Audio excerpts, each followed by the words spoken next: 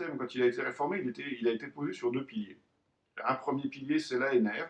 Un deuxième, c'est le crédit d'impôt recherche. La base de tout ça, c'est de dire, de changer de paradigme, de dire, OK, les unités de recherche, jusqu'à présent, on leur donnait l'argent de manière automatique, les chercheurs dirigeaient la science vers où ils voulaient aller. Et donc, on a dit, OK, mais maintenant, on va refondre ça. Il va y avoir deux piliers. Il va y avoir l'ANR, d'un côté, donc les scientifiques vont continuer, pour une partie du financement, à décider ce qu'ils veulent faire. Et de l'autre, on a mis en place le crédit d'impôt recherche. On a dit, mais la mission que nous, l'État, on a fixée à la science, c'est aussi de faire en sorte que ça inonde les entreprises et que ça devienne des innovations, c'est-à-dire que ça soit acquis par le public. Et donc, on va proposer aux entreprises de piloter une partie de notre financement de recherche. Donc, c'est pour ça qu'on leur a donné du crédit d'impôt recherche, pour qu'elles puissent orienter une partie de l'effort de recherche.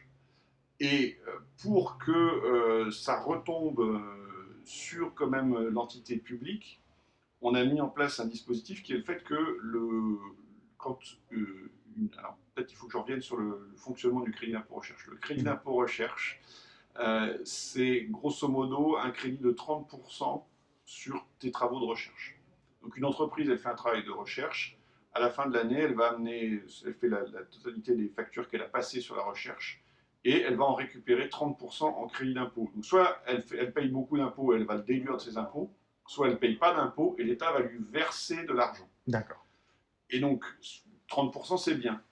Sauf que pour inciter à aller travailler plutôt avec de la recherche publique, les factures produites par les établissements publics, au lieu de les amener juste à leur valeur, on va les amener au double de leur valeur. Donc potentiellement, au lieu d'avoir 30% de crédit d'impôt, on va en avoir 60%.